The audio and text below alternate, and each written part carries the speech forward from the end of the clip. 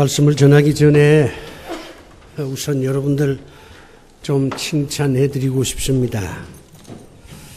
요즘 유행병 때문에 밖으로 나가기를 사람들이 불안해하고 있습니다. 여러분 오시면서 나름대로 좀 걱정도 하셨을 거예요. 여러분은 믿음 있는 분들이고 용기도 있는 분들이고 또 책임감도 있는 분들입니다.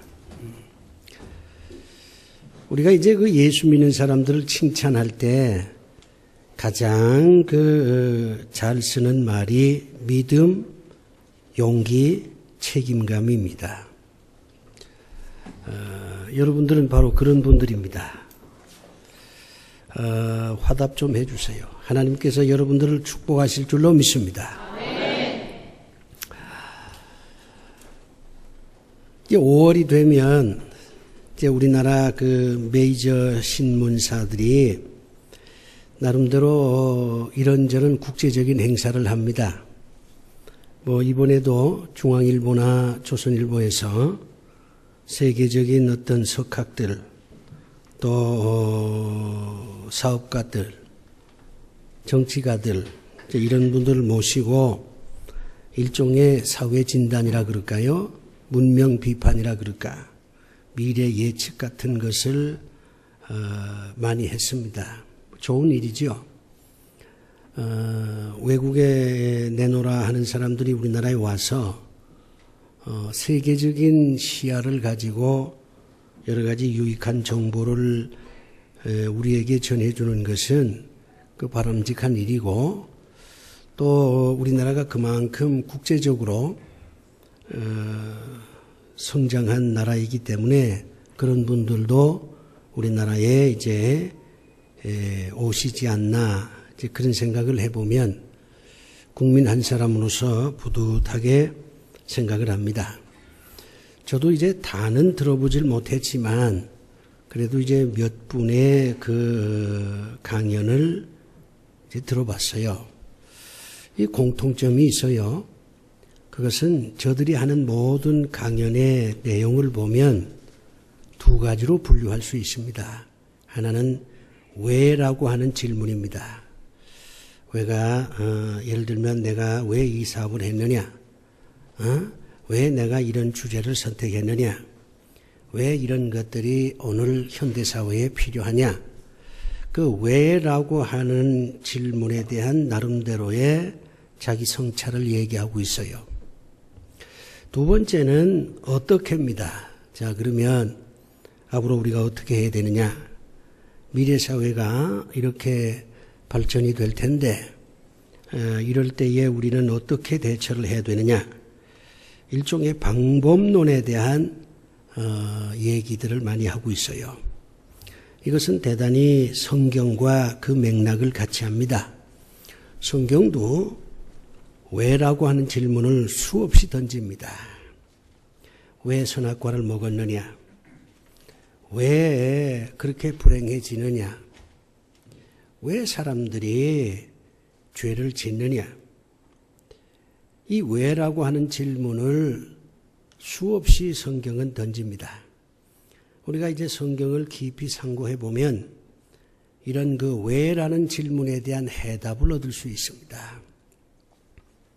두 번째는 성경은 끝없이 어떻게라고 하는 이 질문에 대한 해답을 우리에게 주고 있습니다. 어떻게 살아야 되느냐?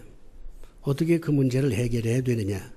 어떻게 죄사함을 받느냐? 이 어떻게라고 하는 방법론에 대해서 성경은 수없이 가르치고 있습니다. 그 사람들이 서양 사람이라 그래서 그런지 모르지만은 역시 그들의 강의를 들어보고 종합해보면 왜와 어떻게 여기에 그 근거를 두고 강연을 하고 있구나 하는 것을 제가 깨달았습니다. 오늘 우리가 사는 시대는 방법론의 시대입니다. 왜라고 하는 질문에 대해서는 나름대로 각자가 해답을 얻었어요. 내가 왜 살아야 되느냐? 물론 사람마다 다 다르지만은 그래도 내가 살아야 할 나름대로의 이유를 갖고 있습니다. 죽지 못해 산다고 해도 정답이 되겠고, 부모 때문에 산다고 얘기해도 정답이 되겠고, 자식을 낳았으니 자식은 내가 책임져야 되지 않느냐, 뭐 그렇게 생각을 하는 것도 사실 정답이에요. 왜 내가 사느냐? 거기에는 각자 나름대로의 성찰로서 얻어진 답변들을 나름대로 갖고 있습니다. 이제 문제는 어떻게 살아야 하느냐 하는 것에 대한 갈등들이 많이 있는 것입니다. 사랑해야죠. 인간은 사랑해야만 살 수 있는 존재입니다. 우리가 이제 성경에 이웃을 사랑하라 하는 말이 참 반복되는데, 그것은 우리에게 어떤 책임을 주시기 위해서 하시는 하나님의 말씀 이전에 그것이 생존의 길이기 때문에 그렇습니다. 인간은 사랑해야만 살 수 있습니다. 사랑해야만 기쁨을 느낄 수 있습니다. 그래서 사랑하라고 하는 얘기예요. 그건 도덕적인 명령이 아닙니다. 그건 생존을 위한 명령입니다. 여러분들이 한번 생각해 보세요. 어쨌든 사랑할 때 여러분 행복했잖아요. 무엇인가 사랑할 때에 밤을 새웠잖아요. 무엇인가 사랑할 때에 가슴이 뜨거워졌잖아요. 그런데 사랑이 없어. 그러면 얼마나 여러분들이 심심합니까? 권태롭고.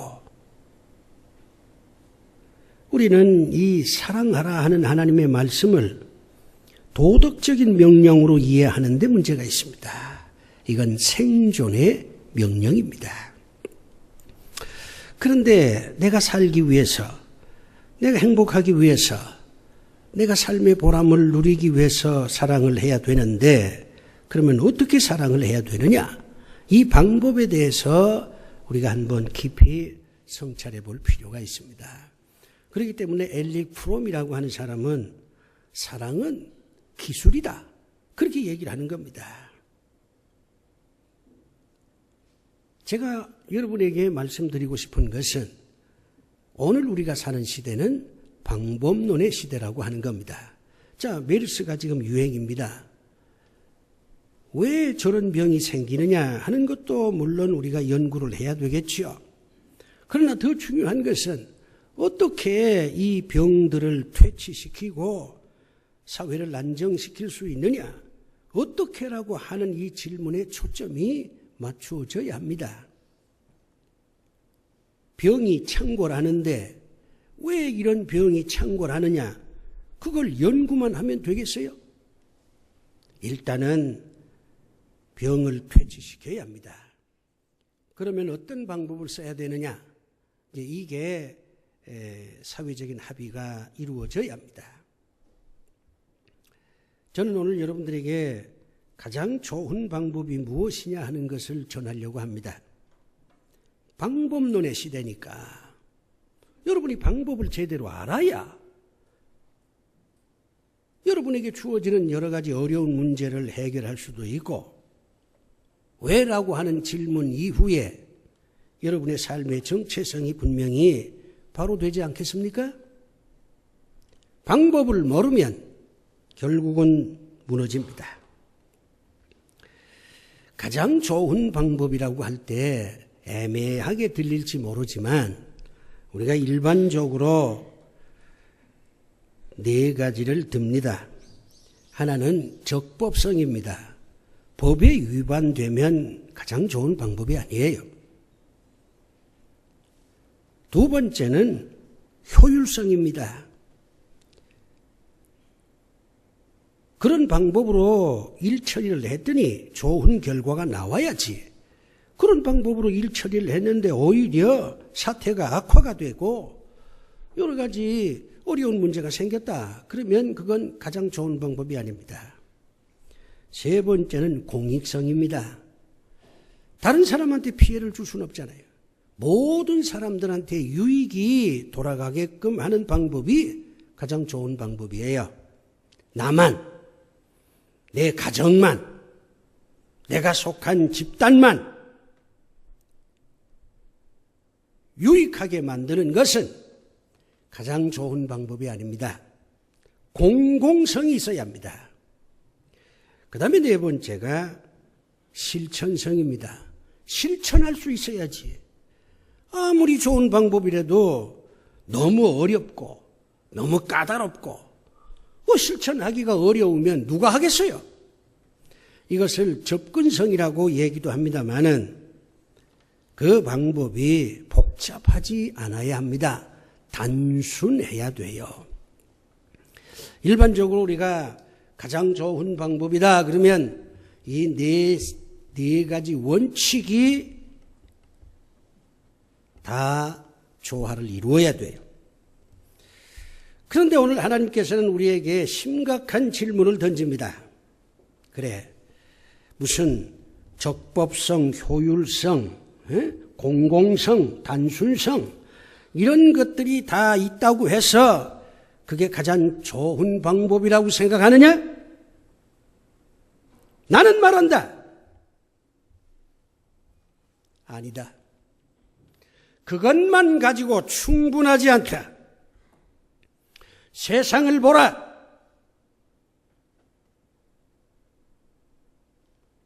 아무리 적법성과 효율성과 공익성과 단순성이 있다고 할지라도 오히려 실패할 경우도 많고 오히려 그렇게 해서 만들어진 어떤 그 해결 방법이 더 큰 문제를 만들어내는 경우가 많이 있지 않느냐. 그런 네 가지 원칙을 가지고 문제를 풀었다고 하자. 그러나 그것은 순간적으로 문제가 풀리는 것이지 오히려 그것 때문에 더 큰 문제들이 생겨서 사람들이 힘들어지는 거 아니냐. 그러니 나 여호와는 말한다. 그 네 가지만 가지고는 가장 좋은 방법이라고 말할 수 없다. 그렇게 하나님 말씀을 합니다. 그렇기 때문에 여러분들은 어떤 문제를 해결함에 있어서 이 네 가지 원칙을 적용을 하되 이 네 가지 가지고서는 한계가 있다는 것을 명심을 하고 이제 하나님께서 제안하는 가장 좋은 방법이 무엇이냐 하는 것을 오늘 이 시간에 배우시기 바랍니다. 여러분이 잘 돼야 되잖아요. 여러분이 잘 돼야 여러분 개인도 행복할 뿐만 아니라 가정도 평안하고 우리 교회도 복지교회라고 하는 거룩하고 아름다운 이상을 실현할 수가 있을 것이고 그런 것을 통해서 그래도 큰 애국자는 못 되지만은 그러나 우리가 내 조국을 위해서 내가 그래도 뭔가를 좀 했노라 하는 뿌듯한 긍지라도 가질 수 있지 않겠습니까? 오늘 본문 보면 베드로에게는 목적이 있습니다. 그는 집을 나섭니다. 왜 내가 갈릴리로 가야 되는가? 먹고 살기 위해서 가야 된다. 고기를 잡아야 나는 먹고 살 수 있다. 고기를 잡아야 내 아내와 내 장모와 내 주변에 있는 사람들한테 뭔가 작은 행복이라도 줄 수 있다. 나는 가야 한다. 나는 가야 한다. 나는 호숫가로 가야 한다. 살기 위해서 가야 한다. 그는 그렇게 얘기를 하면서 고기를 잡으러 갈릴리 호숫가로 갔습니다. 이유가 분명해요. 갈릴리로 가야 하는 이유가 분명합니다. 고기를 잡아야 할 이유가 분명해요. 그런데 참으로 비참한 일이 벌어졌습니다. 왜라고 하는 질문에 대한 분명한 해답을 가지고 그는 갈릴리 호숫가로 가서 고기를 잡았습니다. 그런데 한 마리도 잡질 못했어요. 한 마리도 잡질 못했어요. 이것을 절망이라고 합니다. 2마리쯤 잡았으면은 오늘은 그래도 2마리라도 잡았구나. 그렇게 위로를 할 수 있겠죠. 그런데 1마리도 잡질 못했어요. 어제 그제도 내가 고기를 잡았는데 그때는 많이 좀 잡혔어. 그런데 오늘은 1마리도 못 잡았어. 생존이 위태로운 겁니다. 자기의 정체성이 흔들리는 거예요. 베드로는 어부잖아요. 어부가 고기를 못 잡았다. 그게 절망이에요. 사업가가 사업을 제대로 못해서 종업원들을 감원시키고 종업원들을 쫓아낸다. 이게 사업가의 절망입니다.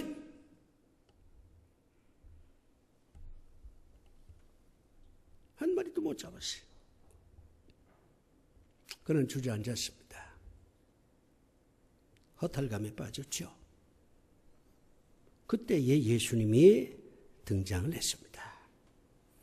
예수님께서 내가 고기 잡는 방법을 가르쳐주마.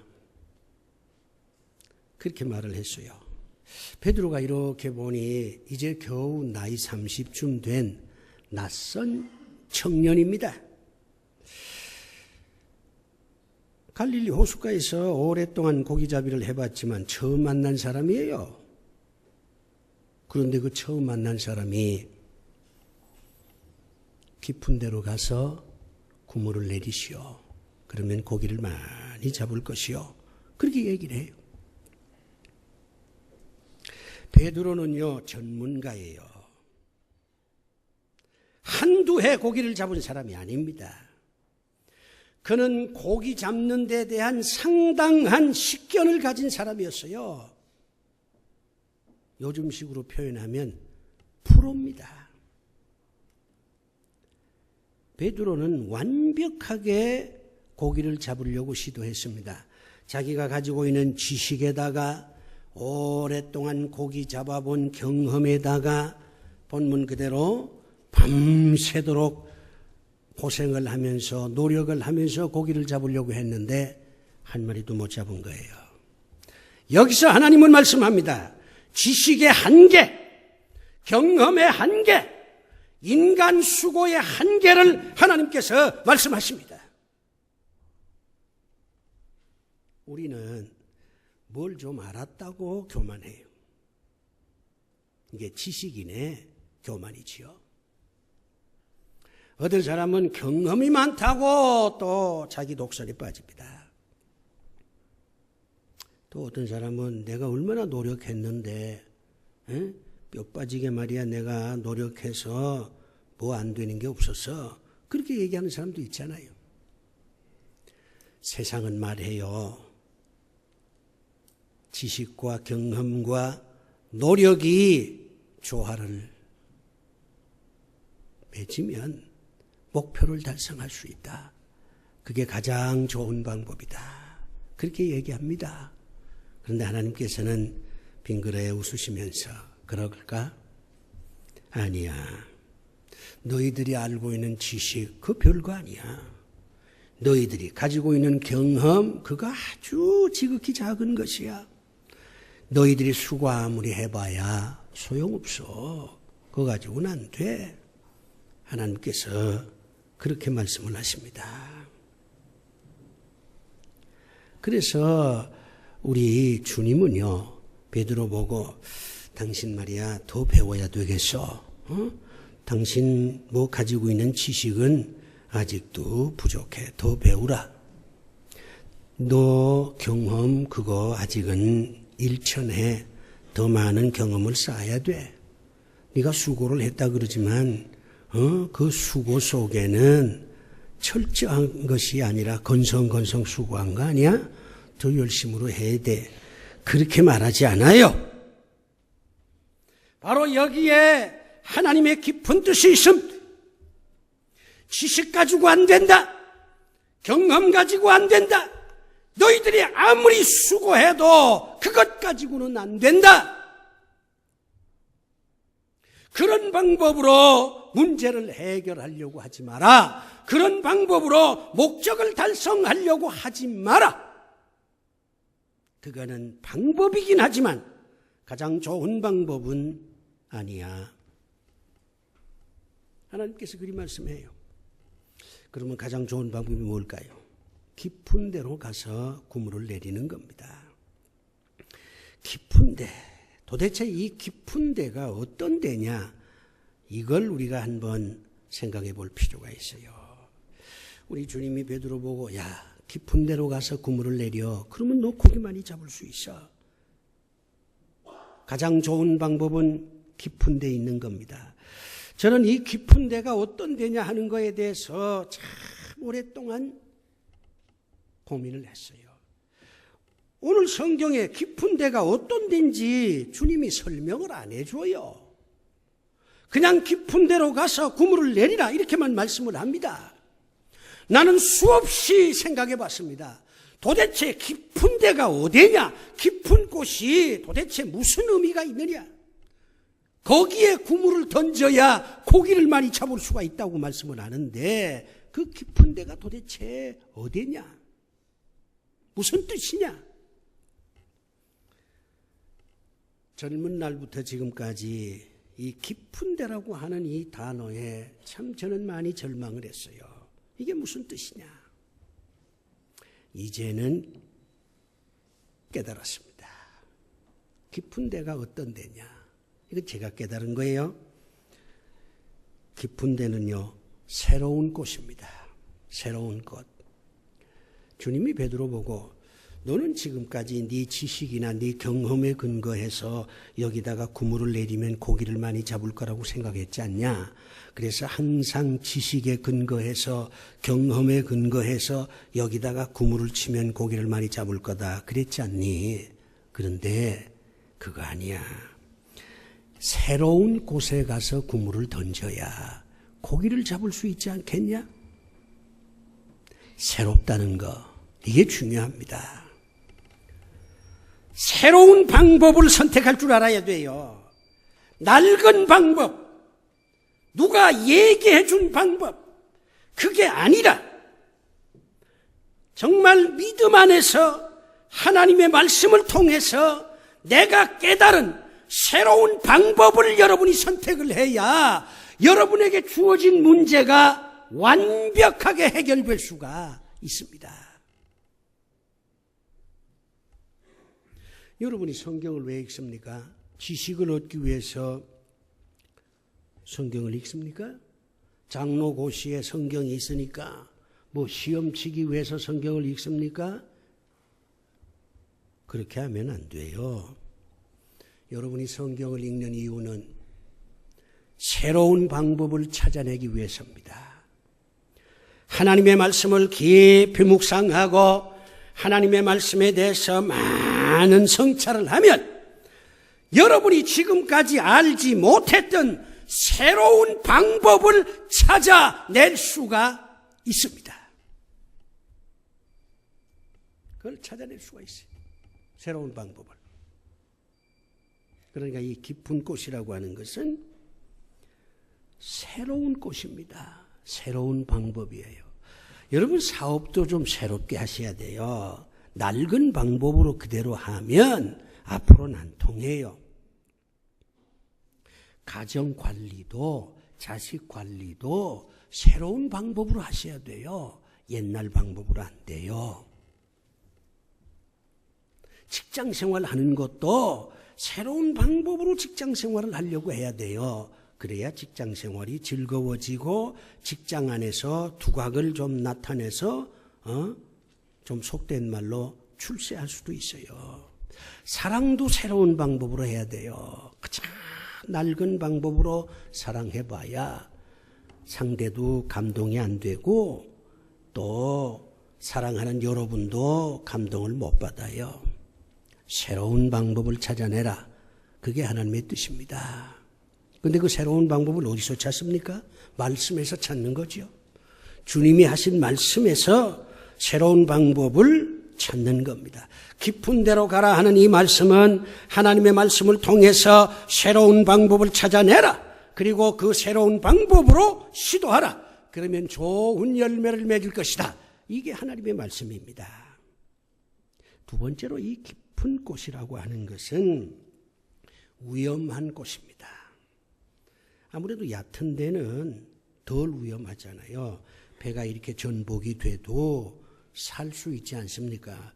그런데 깊은 데로 가다가 뭐 이렇게 풍랑이라도 만나고, 이 갈릴리 호수 제가 가봤습니다마는 갑자기 바람이 불어요. 그러니까 배가 뒤집힐 염려도 있습니다. 그런데 우리 주님은 그 위험한 곳으로 가라는 거예요. 이것을 모험이라고 얘기합시다. 모험을 해야 됩니다. 현실에 안주하면 여러분 목적을 달성하기가 어렵습니다. 현실에 안주해서 살면 목적을 달성해도 그 결과는 미미해요. 그러나 우리는 인생에 대해서 한번 모험을 할 필요가 있어요. 우리가 평생 모험으로 살 수는 없지만 내가 사는 인생에서 어떤 결정적인 계기가 왔을 때 자신의 인생을 던질 줄 아는 모험이 필요합니다. 한 번 모험을 하든지 아니면 2번 모험을 하든지 아니면 뭐 30원이라 그러잖아요.